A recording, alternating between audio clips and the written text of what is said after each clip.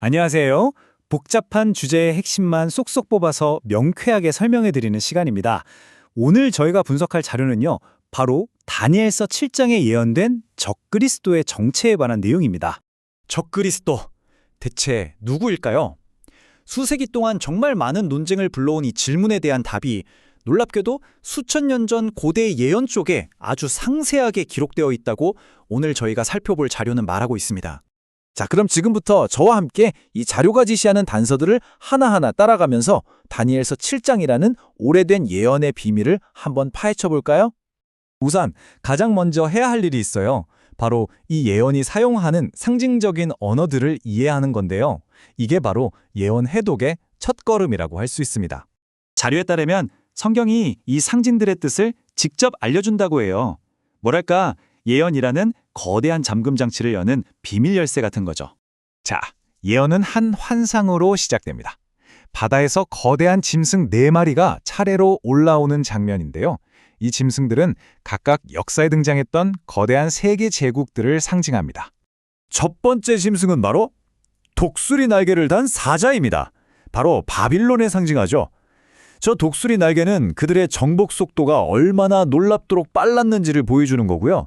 흥미롭게도 이 해석은 다니엘서의 다른 예언과도 딱 들어맞습니다. 두 번째 짐승은 곰입니다. 메디아 페르시아 제국이죠. 입에 물고 있는 세 개의 갈빗대가 보이시나요? 이게 바로 그들이 무너뜨렸던 리디아, 바빌론, 이집트라는 당시의 세 강대국을 의미합니다. 세 번째는 표범인데요. 날개가 넷, 머리도 넷입니다. 이건 알렉산더 대왕의 그리스 제국을 가리키는데 그의 사후에 제국이 4명의 장군에게 나뉘었던 그 역사까지 4개의 머리로 아주 정확하게 묘사하고 있는 거죠. 마지막 네 번째 짐승은 정말 무시무시하게 생겼죠. 철이빨을 가진 이 괴물은 바로 로마 제국입니다. 이전 제국들과는 좀 달랐어요. 로마는 하나의 제국에 무너진 게 아니라 저 10개의 뿔이 상징하듯이 여러 왕국으로 쪼개지면서 멸망했습니다. 그런데 말이죠. 진짜 예언의 주인공은 이 거대한 제국들이 아닙니다. 예언의 초점은 이제 그들 사이에서 아주 조용히 하지만 굉장히 특별하게 등장하는 새로운 세력으로 옮겨갑니다. 예언은 바로 이 작은 뿔에 주목하고 있습니다.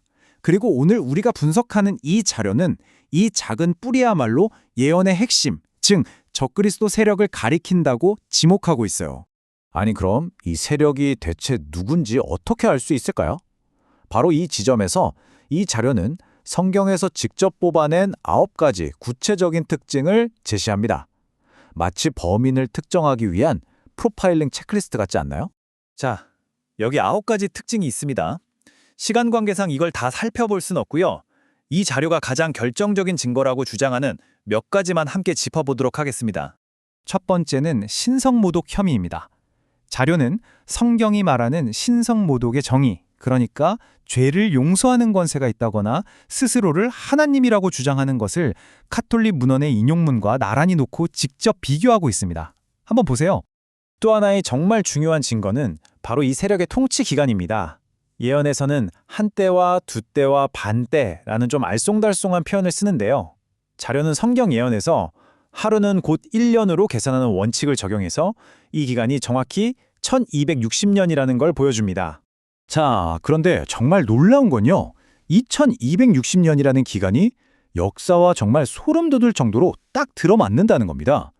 이 자료에 따르면 서기 538년의 통치가 시작돼서 정확히 1260년 후인 1798년에 끝난다는 거죠. 마지막으로 살펴볼 특징은 하나님의 법을 바꾸려 한다는 점입니다. 자료는 출애굽기에 나오는 10계명 원문과 카톨릭 교리문답을 비교하면서 어떤 계명이 어떻게 바뀌었는지를 구체적으로 보여주고 있습니다. 자, 이렇게 9가지 체크리스트 항목들을 역사와 하나하나 체계적으로 대조해 본 후에 이 자료는 아주 구체적이고 단호한 결론을 내립니다. 이 모든 증거들을 종합했을 때 역사상 이 9가지 특징에 모두 부합하는 세력은 교황제도, 즉 교황권밖에 없다는 것이 바로 이 자료의 결론입니다. 그런데 여기서 이 자료가 정말 중요하게 강조하는 부분이 있습니다. 이 예언이 겨냥하는 것은 특정 개인이 아니라는 거예요. 가톨릭 신자들을 비난하는 게 아니라 하나의 제도, 즉 시스템을 지목하고 있다는 점을 분명히 합니다. 가톨릭 신앙인 중에도 신실한 분들이 많다는 걸 인정하고 있죠.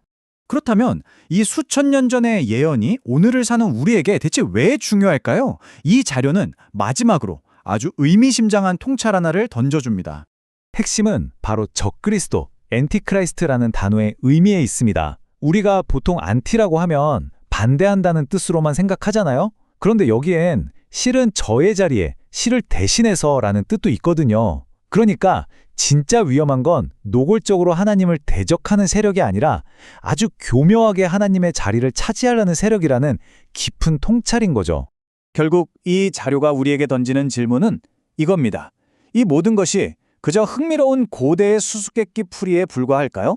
아니면 오늘날 우리가 영적인 권위를 어떻게 분별해야 하는지에 대한 중대한 경고일까요? 그 판단은 이제 여러분 각자의 몫입니다.